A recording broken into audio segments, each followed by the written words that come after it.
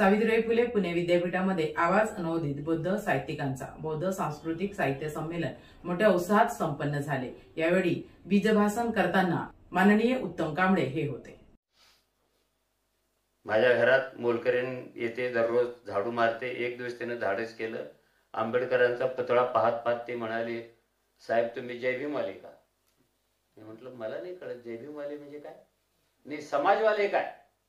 मला अजून नाही कळलं, महार का? मग ते महाराकडून समाज, समाजाकडून जय Bhim. Is it caste indicator? Is it symbol of caste? तो होता है क्या जय भीम? हे तुम्ही समाजाला सांगायचं आहे। रोलवर बोलतोय आपण कोणता रोल घेतो आणि मुळात घेतो की नाही? रोल तोच माणूस घेतो ज्याच्याकडे किंमत चुकवण्याची हिंमत असते। ज्याच्याकडे हिंमत नसते तो गोल गोल बोलत जातो। थोडे त्यांचे पण शब्द घेऊ। वापरलं नशीब 10 वेळा तर काय होतं? वापरतो नशीब। हा शब्द खूप लोक वापरतात, कळायला पाहिजे। मग तुम्ही क्वाईन का करत नाही शब्द? तुमचे कल्चर वेगळे असेल, तुमचा धम्म वेगळा असेल, तर तुम्ही शब्द नव्याने जन्माला घालण्याची जबाबदारी घेतली पाहिजे। क्वाइनिंग द वर्ड्स हे इंटरेस्टिंग आहे, हे अवघड नाही आहे, हे गंभीर नाही आहे। फक्त तुम्ही त्याच्यात घुसायला पाहिजे। सोपं होतं ते, पण घुसत नाही आपण। पार्टनर तुम्हारी पॉलिटिक्स क्या है? कोणताही माणूस दोन्ही दरडीवर पाय ठेवून चालू शकत नाही। चालायचं असेल तर एकाच दरडीवर पाय ठेवा, पुढे मागे पुढे मागे। आडवा पाय ठेवून चालणार कसं तुम्ही? तसंच साहित्याचं आहे। रोल घेणं म्हणजे गुन्हा करणं नाही आहे, राष्ट्रद्रोह करणं नाही आहे। कारण तुमच्या भावभावनातून तयार झालेली ती भूमिका आहे। मी कुणाच्या बाजूने आहे, का आहे आणि काय करणार आहे त्याचं। गावाकडच्या मोठेचं मी एक उदाहरण दिलं होतं तेव्हा। मी त्यांना, आता सगळे शहरातलीच माणसं होती, त्यांना मोठ माहिती नाही। ते स्वतःच बैल झाल्यामुळं बैल माहिती नाही दुसरा। कोण बैल होतं, कोणी व्हाईट एलिफंट होतं, कोणी काहीतरी होतं। बरं झालं आम्ही माती चिकटून आहोत। रोज अंगा खांद्याला माती लागते, रात्री सगळे जपून जपून कण बाजूला काढतो, आनंद होतो पायाची माती काढताना। पण ज्यांच्या लागतच नाही त्यांना काय करायचं? गावाकडे मोठ असते, ती 2 बैलाची असते, 4 बैलाची असते। शेतकरी श्रीमंत असला तर 6 बैलांची पण असते। मोठ म्हणजे चांबड्याची पिशवी। मोठेची एक विचित्र जॉमेट्री असते। तुम्ही निदान गुगलवर तरी जाऊन बघा, सिनेमात तरी बघा। कारण बैल मेल्यानंतरच्या काळात तुम्ही आलेला आहात आणि किर्लोस्करचे इंजिन आल्यानंतरच्या काळातले आहात। त्याची जॉमेट्री काय? जेव्हा ती मोठ विहिरीत पाण्याकडे जाते तेव्हा बैल उलटे चालत येतात। मोठ भरली की ते सुलटे चालायला लागतात। तर एक इंटरेस्टिंग गेम आहे तो। उलटे यायचं, सुलटे जायचं, आणि ते सुलटे गेल्यानंतर ती मोठ वर येते, पाटात ती स्वतःला उलट करते आणि पाणी सगळं वाहत वाहत शेतामध्ये जातं। पुणे आणि मुंबई इथल्या विचारवंतामध्ये एक वाद चालू झाला। कारण ही 2 शहरं फक्त वाद करण्यातच एक नंबर आहेत। तिथे जन्माला काहीच येत नाही, वडापाव वगळता। आणि वादाची आवश्यकता पण असते, म्हणजे ते विनोदात घेऊन नका। वाद म्हणजे रेजिंग क्वेश्चन आहे, ते आवश्यकच आहे। ते पाटातून पाणी जाताना त्याचा आवाज कसा येतो? पुण्यातले विद्वान म्हणाले खळ खळ येतो। आणि ज्याने आयुष्यात कधी मोठच बघितली नव्हती, जे 15व्या मजल्यावर राहतात, ते म्हणाले सळ सळ येतो। मराठी साहित्यामध्ये प्रचंड मोठा पेच तयार झाला।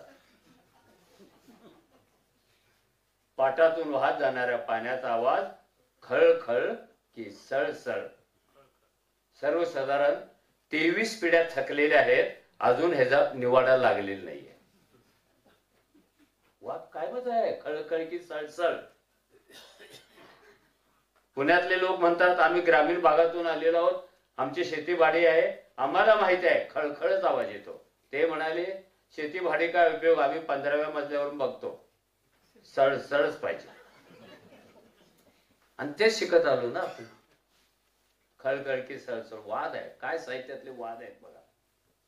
मी त्याच्या पुढे जाऊन सांगितलं, हे पाणी ओढणारा बैल पुढे मागे सकाळपासून संध्याकाळपर्यंत तो जो दोरखंड असतो त्याच्या पाठीवर मानेवर तो घासत राहतो. मागा आला तरी घासतो, पुढे आला तरी घासतो, वजन वाढला तरी घासतो. घासून घासून त्याच्या खांद्याला फोड येतो, त्याला गट्टा येतो असं म्हणतात. त्या गट्ट्यालाही दोर घासायला लागतो आणि एक क्षण असा येतो तो फोड फुटतो आणि त्यातलं रक्त बैलाच्या पायावर, पाठीवर आणि शेपूट हलवली तर तोंडावर पण येतं. मी प्रश्न विचारला, पाण्याचा आवाज कसा येतो हे महत्वाचं आहे की पाणी बाहेर काढणारा बैल खांदा फोडून घेतो आणि रक्त सांडतो हे महत्वाचं आहे. तुम्ही कोणाच्या बाजूने आहात?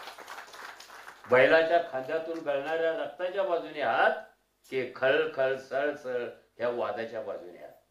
तुमचा रोल. तुम्ही जर क्रिएटिव्ह रायटर असाल तर त्या आवाजाला फेकून द्याल आणि बैलाला दुरुस्त करायला पहिल्यांदा जा. So this is the role. This is the role. मी एका मुक्या प्राण्याच्या बाजूने आहे, मी त्याचा वकील आहे, मी त्याचा ब्रँड अँबॅसेडर आहे. तो माझ्या कवितेचा विषय आहे. हे वाद घालणारे वर्षानुवर्षे कधी फोडणीचे कधी बिन फोडणीचे पोहे खात, त्यांच्या नादाला लागायचं नाही. आपलं आपलं करायचं आहे. त्यामुळे मी 2 गोष्टी सांगितल्या. वर्णनातून बाहेर पडा. वर्णनवादी काहीच लिहू नका, कारण आम्ही ते झक मारत आयुष्यभर तेच केलेलं आहे. तुम्ही आता दुसरं काहीतरी करा. नंबर 2 भूमिका. आता नंबर 3, हे बुद्धिस्ट साहित्य म्हणजे काय असतं ते महाराष्ट्रात कुणी जन्माला घातले का? फार तुरळक लोकांनी बुद्धिस्ट साहित्य लिहिलं असा दावा केलेला आहे, पण समीक्षकांनी त्याला अजून बुद्धिस्ट साहित्य म्हणून मान्यता दिलेली नाहीये. हे काय बुद्धिस्ट? बुद्धिस्ट माणसाने लिहिले की बुद्धिस्ट साहित्य होतं का? पूर्वीच्या महाराने लिहिलं, आताच्या नवबुद्धाने लिहिले की तो बुद्धिस्ट. तो होता क्या आहे? बुद्धाचं तत्वज्ञान ज्या काही मूलभूत गोष्टींवर उभा आहे. आपण भाषण करताना आपण म्हणतो प्रज्ञाशील, करुणा, अमुक तमुक तमुक तमुक. हे खरं आहे, पण त्याचं प्रतिबिंब तुमच्या कवितेत पडतं का? ते कसं पडायला पाहिजे? कसं वापरायला पाहिजे? वास्तवातलं काय तुमच्याकडे येतं का? आणि वास्तव तुम्ही नीट बघता का? पुण्याच्या कुठल्या तरी रस्त्यावर अपघात होतो, सगळे लोक बघत जातात, एक पण जखमीवर मलम करायला द्यायला जात नाही. हे वास्तव आहे. मग प्रज्ञा कुठे आहे? करुणा कुठे आहे? अंगुलीमाल कुठे आहे? नगरकन्या कुठे आहे? जीवक कुठे आहे? ही नावं नाही आहेत, तर प्रत्येकाच्या जीवनामध्ये बुद्धाचं एक एक तत्वज्ञान भरलेलं आहे. अशी पात्रे येतात ती. अंगुलीमाल काय घेऊन येतो तो? की हिंसेने प्रश्न सुटत नाहीत. इतकी हिंसा केली, इतके अंगठे कापले, इतक्या माळा केल्या, पण प्रश्न सुटलाय का? तो बुद्धाचं तत्वज्ञान स्वतःच्या कृतीतून सांगतो की हिंसेतील हिंसा जन्माला येते, अहिंसा कधी जन्माला येत नाही. शस्त्रा ही माणसाच्या मानेवर चालवण्यासाठी जन्माला घातलेली असतात. शस्त्राच्या जन्माचा उद्देश काय? गुलाबाचं फुल लावायचं आहे का त्याला? कुणाच्या तरी मानेचा शोध घेतच फिरायचा आहे. तो अंगुलीमाल काहीतरी मेसेज देऊन जातो, तो आनंद काहीतरी मेसेज देऊन जातो. ती नगरकन्या काहीतरी मेसेज देऊन जातो, ती मूल मेलं म्हणून प्रत्येकाच्या दारावर जाणारी मुठभर चांदीची मागणारी ती काहीतरी मेसेज देऊन जाते, आणि तो मेसेज म्हणजे जग दुःखाने भरलेला आहे. कुणाच्या पण घरात जा दुःख आहे, कुणाच्या पण घरात जा माणूस मेलेला आहे, आणि दुःख पचवून माणसं शिकायला लागलेली आहे. याचं आपण कलाकृतीमध्ये रूपांतर करणं म्हणजे बुद्धिस्ट साहित्य. आपण पारंपरिक साहित्यातली मूल्य वापरतो आणि बुद्धिस्ट साहित्य लिहायला जातो. तसं कसं चालेल बरं? कसं चालेल ते?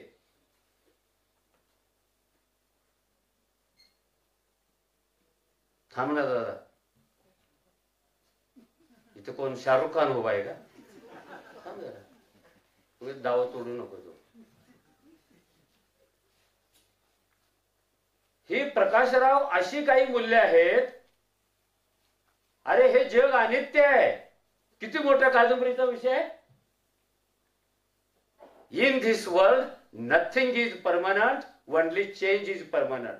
किती मोठे बीज आहे तुम्हाला. कायमस्वरूपी काहीच नाही इथे. ज्याला प्रारंभ आहे त्याला शेवट आहे. आणि मृत्यू हा मानवी जीवनातला सगळ्यात मोठा आनंदाचा सोहळा आहे. मृत्यू ज्याला कळतो त्याला जीवन कळत असतं, आणि ज्याला जीवन समजून घ्यायचं आहे त्याला मृत्यू समजून घ्यायचा आहे. ही विश्वाच्या पाठीवर तयार झालेली आजोड अतूट अशी फिलॉसॉफी आहे. ती आपल्या कलाकृतीचा विषय बनायला पाहिजे. कलाकृतीचा. मी भाषण करतोय, मी कलाकृती नाहीये. आणि हे घडतं. आपण वाचत पण नाही की कलाकृतीतला जो मेसेज असतो ना, इतका भाला मारल्यासारखा घुसतो राव, तो चिंधडाच करतो तुमचा. तुम्हाला वेळ मिळाला तर युरोपमध्ये जेव्हा औद्योगिक क्रांती झाली, 2-3 वेळा झाली. मशीनमुळे झाली, महाकाय यंत्रामुळे झाली, शोधामुळे झाली. आणि मशीनमुळे जेव्हा क्रांती झाली तेव्हा महाकाय मशीन जन्माला आली, उत्पादन प्रचंड झालं, आणि त्या मोठ्या मशीन समोर हा माणूस छोटा मुंगीसारखा झाला. 10 मजली मशीन, 5 मजली मशीन, 3 मजली मशीन, आणि तो चालवणारा जो माणूस आहे तो मुंगीसारखा पळतो तिच्या अंगावर. त्याच्यावर 1 मिनिटाचं नाटक आलं होतं. काय कलाकृतीमध्ये ताकद असते घ्या. 1 मिनिटाचं नाटक होतं. तिसरी बेल झाली की पडदा बाजूला जाणार, आणि उजवीकडच्या विंगेतून एक माणूस येतो. तो चणे खातोय, शेंगदाणे खातोय, पुढे आहे त्याची, आणि बरोबर स्टेजच्या मध्यावर आल्यानंतर चणे संपतात आणि ती कागदाची मोकळी पुडी शिल्लक राहते. तो चुरवळतो, आणि ही पुडी कुठे टाकायची याचा शोध घ्यायला लागतो, कारण तो ब्रिटनचा माणूस आहे. आपला माणूस शोध घेईल का? आता तरी लोक देव लावायला लागले तर राव, इथे थुंकू नका, इथे लघवीला थांबू नका. माणूस नेमका तिथे जातो. सगळीकडे देव आता. आणि त्यांची विटंबना झाली असं कोणाला नाही वाटत. रोज होते विटंबना. शेवटी अजून 2 पावलं पुढे जातो त्या दिशेने. त्याला एक कचरा कुंडी दिसते, पण ती प्रचंड भरलेली अशी. तिच्यातून कचरा बाहेर सांडतोय. सांडतोय कळतं ना शब्द? कारण तुम्ही पुण्यातले आहात आणि मी गावठी आहे. तुम्ही म्हणणार कचरा पडतोय, त्याला काय भाषाच नाही म्हणू नका. आमची भाषा. कचरा सांडत राहिलेला आहे. तो पुन्हा इकडे तिकडे बघतो, आणि हातातला कागद चुरगळलेला तो असा फेकतो. 2 पावलं पुढे जातो, आणि त्या कचऱ्यातून एका बाळाच्या रडण्याचा ट्याव असा आवाज येतो. क्षणभर थांबतो, निघून जातो. पडदा पडतो, नाटक संपतं. काय कलाकृती वापरली. No music, no director, no script, no dialogue, nothing was there. तिथेपर्यंत आपण जायला पाहिजे. हे काय असतं साहित्य? ही कलाकृती असते, पण ती कशी जन्माला येते? आता मी उत्तरार्धाकडे आलो भाषणाच्या. शुगर कमी होण्यापूर्वी नाशिकला पळणार मी. तिकडे जाऊन खाणार काय ते. ग्रीक मध्ये एक मायथॉलॉजी आहे. आणि ती बुद्धाच्या अगोदरची मायथॉलॉजी आहे की सुंदर कलाकृती कधी जन्माला येते. त्यांच्याकडे एक दंतकथा आहे की एक चिमणी सारखा पक्षी असतो तिथे, त्याला इकडे काय म्हणतात महाराष्ट्रात, चिमणीपेक्षा थोडा मोठा, तो खातात पण आता त्याच्या डिशेस निघालेले आहेत, काय म्हणतात त्याला, पारवा नाही, पारवा मोठा असतो, कोण, तितर, तितर, हा तितर. किती माहिती अपडेट आहे राव तुमचे, एकदम भारी, पोरं भारी आहेत बरं काही. तितर माहिती आहे ना, तो तितरच्या आकाराचा असतो आणि भारतातल्या कोकिळेपेक्षा त्याचा आवाज गोड असतो. फक्त गान कोकिळा असो नाहीतर कोकिळा असो, त्यांच्यापेक्षा त्याचा आवाज गोड आहे. आपल्याकडे काही गोष्टी आहेत जे आपल्याला कधीच कळले नाही. एकच ओळ 3 तास का म्हणाला तो, अरे ते लय भारी आहे म्हणे, पुण्यात चालतं तसं. 3 तास एकच ओळ म्हणायचं, इंद्रायणी काठी, पुढे काय नाहीच आहे. जाऊ देतो आणि सुंदर कलाकृती बनायची. आपली परंपरा ती नाही आहे. सांगा आम्हाला बिर्ला बाटा टाटा कुठं आहे हो, ज्या मायला दणका देतो म्हणतो तो, व्यवस्थेला नाही का, वाटा मागतो तो. So back to Greek. तो जो पक्षी असतो त्याला खूप सुंदर गळा असतो, तो गातो, पण त्याची एकच अडचण असते, तो आयुष्यात एकदाच गातो. खूप सुंदर आवाज आहे पण आयुष्यात एकदाच गातो. तो रोज सोंग काढून दारात आणि तारेवर गात बसत नाही, एकदाच गातो तो. आणि पुढे त्याची रचना अशी आहे की एकदाच गाणाऱ्या पक्ष्याचा आवाज ज्याच्या कानावर पडतो त्याला विदाउट बुकिंग, विदाउट SMS, त्याला एकदम स्वर्गात एंट्री मिळते. डायरेक्ट स्वर्गाचा दरवाजा उघडा होतो. स्वर्गात जायला माणसं तयार होत नाहीत, कारण त्याच्यासाठी मरावं लागतं आणि मरायची इच्छा कोणाची नाहीये. त्यामुळं काही म्हातारी माणसं, सिनियर सिटीजन जी मरणार आहे 2-4-5 वर्षामध्ये, ती अशी जंगलात इकडे तिकडे भटकत असतात त्याचा आवाज ऐकायला. त्याची संख्या कमी आहे आणि एकदाच गाणार आहे.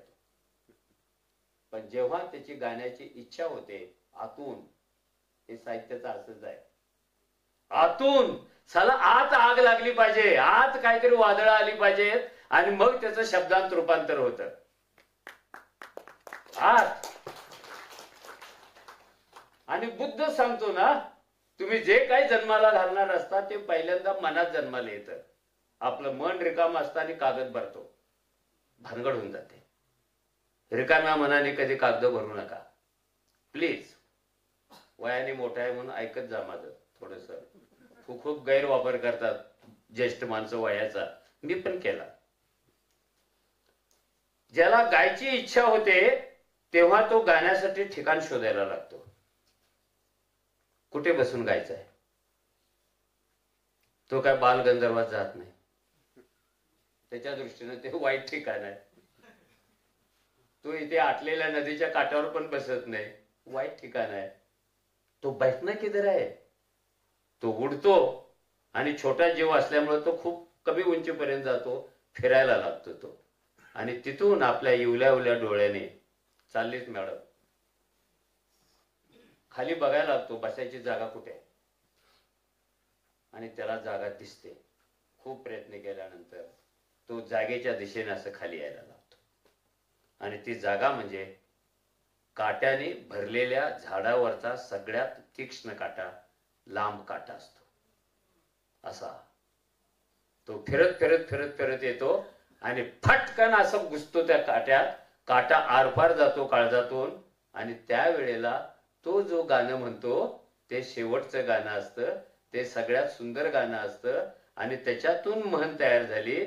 जेव्हा वेदना आणि प्रतिभा यांचा संगम होतो तेव्हा कलाकृती जन्माला येते. म्हणजे नुसतं सुंदर असून चालत नाही इथे. नाहीतर मग ऐश्वर्या रायनीच कविता लिहिल्या असते ना, आपण कशाला धंदा केला असता तो. आणि नुसतंच वेदना पण असून चालत नाही, सगळ्यात जास्त वेदना गाढवाला आहे. कुणासाठी राबतो त्याला मरेपर्यंत कळतच नाही. वेदना आणि प्रतिभा यांचा संगम म्हणजे साहित्य. हे प्रतिबिंब वगैरेच्या नादाला लागूच नका. प्रतिबिंबाचं आयुष्य खूप कमी असतं आणि आरसा बदलला की ते प्रतिबिंब सुद्धा बदलून जातं. ही व्याख्या आहे. त्यामुळे तुम्ही साहित्याचा विचार करता, संमेलन घेता, ह्या सगळ्या चांगल्या गोष्टी आहेत. पण संमेलनातून काहीतरी आउटपुट पण बाहेर पडला पाहिजे. येस, मागच्या संमेलनातून हे घेऊन गेलो, आधीच्या संमेलनात काय मिळालं तुम्हाला माहिती नाही, पण काहीतरी घेऊनच जा. मोकळं जाऊ नका. माझं भाषण वगळता बाकी सगळे घेऊन जा. घेऊन जायला पाहिजे. आणि शेवटचा मुद्दा तो माझा नाही, ते कमलेश्वर नावाचा एक महान कादंबरीकार हिंदीत होऊन गेला, कमलेश्वर. त्याचं एक पुस्तक आहे, कितने पाकिस्तान. हे जे भारत बौद्धमय कसा करायचा, उजेड उजळायचा कसा, उजेड पेरायचा कसा, उजेडाचं पीक कसं घ्यायचं, उजेडाचा सुगंध सगळीकडे न्यायचा कसा. आणि इतकं प्रदूषण झालेलं आहे आपल्याकडे. तुम्हाला माणसासाठी एक कणभर जागा शिल्लक राहिलेली नाही की जिथे प्रदूषण नाही आहे. 10 वर्षांनी मी जर परत आलो, जिवंत राहिलो, तर आपल्या सगळ्यांच्या तोंडावर मास्क असतील प्रदूषणापासून रोखण्यासाठी, जे कोरोनामध्ये वापरलो आपण. प्रचंड प्रदूषण मनात, मनाच्या बाहेर. या प्रदूषणामध्ये जगायचं असेल तर प्रदूषण कमी करायला पाहिजे. विचारांचं प्रदूषण ते तर खूप वाढलेलं आहे. बाबासाहेब हिंदुत्ववादी कसे होते सांगणारे लोक नागपूरमध्ये, अलीकडे तेच जास्त लिहायला लागले त्यांच्यावर. अण्णाभाऊ कम्युनिस्ट नव्हते, हिंदूवादी होते, त्यांचा पण पुतळा लागला.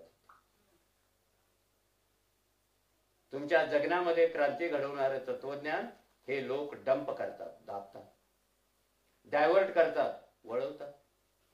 तरी थांबलं नाही, डिस्ट्रॉय करतात, नष्ट करतात. हा 3D फॉर्म्युला अनेक वर्षापासून चालू आहे. Dumping, diverting, destroy. प्रश्न आहे, हे तुम्ही समजून घेत असता की नाही घेत असता? हे कसं प्रदूषण दूर करायचं आहे? माणसातलं, समाजातलं, पर्यावरणातलं. त्याच्यावर भाष्य करणाऱ्या त्या 4 ओळी आहेत कमलेश्वरच्या. त्या सांगितलंय की भाषण संपलं आणि नंतर मी काय बोललो ह्याच्यावर नंतर बोला. तो सूत्रसंचालक लगेच येऊन बोलतो, तो असं म्हणाल हे ऐकलंय तुम्ही, रिपीट करू नका ते.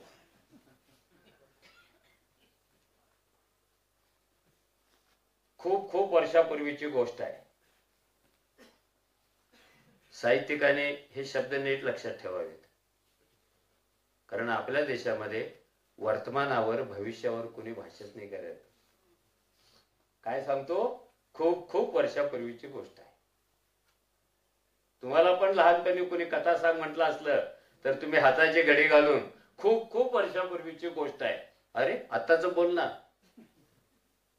उद्याचं बोल, कालचं बोल, नाही बोलत. खूप खूप वर्षापूर्वीची गोष्ट आहे. आणि ती गोष्ट कोणाची आहे? एक राजा होता, त्याला 4 राण्या होत्या. एक लग्नाची होती, तिच्याबरोबर आलेली करवली म्हणून आलेली ती तिथेच राहिली. एक बर्थडेला गिफ्ट मिळाली आणि 4थी शिकार करायला गेल्यावर झाडावर बसली होती, आणली. झाली माझी कहाणी. अशा कहाण्या कहून तुम्ही विद्रोहाला निमंत्रण देऊ शकत नाही, बंडाला निमंत्रण देऊ शकत नाही. कारण जमिनीच्या खाली काय जळतंय ते शिकायला, ते बोलायला, ते लिहायला लागा. तर ही खूप खूप वर्षापूर्वीची गोष्ट आहे. पंतप्रधान श्रीमती इंदिरा गांधींनी पोखरणमध्ये जेव्हा अणुचाचणी घेतली तेव्हाची गोष्ट आहे. अणुचाचणी घेतली हे तर माहिती आहे ना सगळ्यांना? नक्की. पुण्यातले लोक हुशार आहेत म्हणूनच माझ्या मनात धडकी येते. त्याला काय बोललो आणि काय झालं तर सोडणार नाही त्या. हुशार लोक इथे राहतात. अणु चाचणी इंदिरा गांधींनी केली. नंतर आपणही काय करू शकतो म्हणून बीजेपीने पण एकदा केली. पहिल्यांदा अणु चाचणी केली तेव्हा टाइम्स ऑफ इंडियामध्ये आग्रह आला, बुद्धा लॉफ्स. बुद्ध हसला. खरं म्हणजे हे इतकं चुकीचं होतं. हसलेला बुद्ध कुणी पाहिलेला आहे का? हात वर करून सांगा. बुद्ध काय करतो? स्मित करतो. स्मित आणि हास्य याच्यामध्ये फरक आहे. असं स्मित करतो ना, साला तुमच्या काळजातले सगळे दुःखाचे डोंगर विरघळून जातात. नुसतं स्मित पाहायचं. जर गालावरच्या खळीतून आलं ना, आणखीन सुंदर. जर डोळ्यातून आलं ना, आणखी सुंदर. म्हणून बुद्धाकडे एकटं का बघतो आपण? हे आतल्या वेदना, हे पीडा, हे सगळ्या विकृती, हे नुसतं बघून गळून जातात. बुद्धा लॉफ्स. जो बुद्ध हसतच नाही त्याला हसवला. दुसऱ्यांदा अणु चाचणी झाली, बुद्ध अगेन लॉफ्स. बुद्ध पुन्हा हसला. बुद्धाला हसवण्याचा खेळ चालू झाला. उपरोधान असे जो अहिंसेचा शांततेचा पुजारी आहे त्याच्या हसण्यामध्ये आपण ते स्फोट खपवायला लागलो. तर एके दिवशी म्हातारा झालेला कबीर, आंधळा झालेला कबीर, एका हातात बोधी वृक्षाचं रोपटं आणि दुसऱ्या हातात कंदील घेऊन निघाला होता. चालत चालत चालत समोरून 4 लोक आले. त्यांना आश्चर्य वाटलं. याच्या हातात कंदील पण आहे, बोधी वृक्षाचं रोपटं पण आहे, काय भानगड आहे? बहुतेक ते चौघे पत्रकार असावेत. कारण ज्यांना आयुष्यात उत्तर कधीच सापडत नाहीत ते पत्रकार होतात. प्रश्नच विचारायचा आणि आगाऊपणाने प्रश्न विचारायचं. लग्नाला जायचं, खायचं आणि प्रश्न विचारायचं. किती दिवस लग्न टिकणार आहे? पत्रकार आहे ना तो. प्रश्न विचारायचं स्वातंत्र्य आहे त्याला. असं नाही करायचं. पण ते पत्रकार असावेत. एक पत्रकार पुढे आला आणि म्हणाला, क्यों भाई कबीरा, ये कैसा तमाशा बना के रखा है? तुझे तो दिखता नहीं और हाथ में लालटेन है. काय चाललाय? तमाशा चाललाय? आंधळा असून तू कंदील काय घेऊन चालला? तो म्हणाला, ह्या जगातला आंधळा कधीच अपघात घडवत नाही, करत नाही. अपघात करतात ते ज्यांना दिसतं ती माणसं करतात आणि त्यांच्याकडून अपघात होऊ नये म्हणून हा कंदील एक उनके लिए है.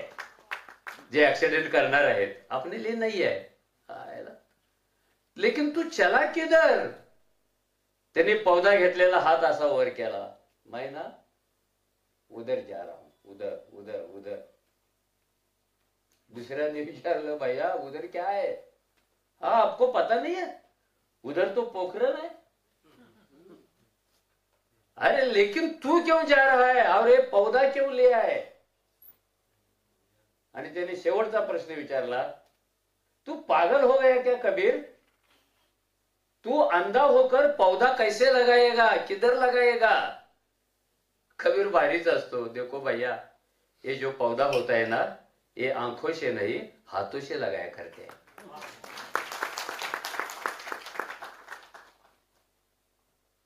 तो उधर क्यों? तो म्हणाला, जिथे अणु चाचणी होते, स्फोट होतो, त्या भागातले हजारो एकर, लाखो एकर जमीन कायमसाठी वांज होते. जमिनीला असलेलं गर्भाशय, त्याच्यात चिंधड्या होतात, ते जळून जातं, ते राख होते आणि कोणताच जीव तिथे जन्माला येण्याच्या पात्रतेचं राहत नाही. गवताची काडी पण उगवत नाही आणि काँग्रेसचं गवत पण उगवत नाही. काँग्रेस म्हणजे सोनिया गांधी नाही, गाजर गवताला काँग्रेस म्हणतात. आणि जे सगळीकडे उपलब्ध असतं त्याला पण काँग्रेस म्हणतात. जे महा असतं त्याला पण काँग्रेस म्हणतात. गर्भाशय खलास झाल्यानंतर तिथे निर्मिती कशी होणार? वो सही है, लेकिन ये पौधा क्या करेगा? अरे ये तो बोधी वृक्ष है. बोधी वृक्ष जिथे लावू ना तिथे तो शेकडो किलोमीटर खोल खोल जातो. शेकडो किलोमीटर लांब लांब जातो. सगळ्यात दीर्घायुष्य बोधी वृक्षाला आहे. कोणतंही वादळ असू दे, बोधी वृक्ष उन्मळून पडला अशी बातमी कधी येत नाही. चिंचेचं झाड पडतं, आंब्याचं झाड पडतं, माझ्या दारातलं रामफळ 2 वेळा पडलं. मुळ्यावर खाली. रामफळ म्हणजे फळाचं आहे. मुळ्यावर फांद्या खाली रामफळ आहे ते. जोडीला सीताफळ पण आहे माझ्याकडे. आणि जेव्हा दोन्ही झाडांची मैत्री वाढते ना, ते एकाच वेळेला काल डोकं वर पाय. मुळं खोल खोल, मुळं दूर दूर, सगळ्यात दीर्घायुषी आणि सगळ्यात मोठा प्राणवायू सोडतं तो बोधी वृक्ष. एवढंच नाही आहे तर ते दीर्घायुष्य असल्यामुळं त्याच्या फांद्या पण वाऱ्याने कधी तुटत नाहीत.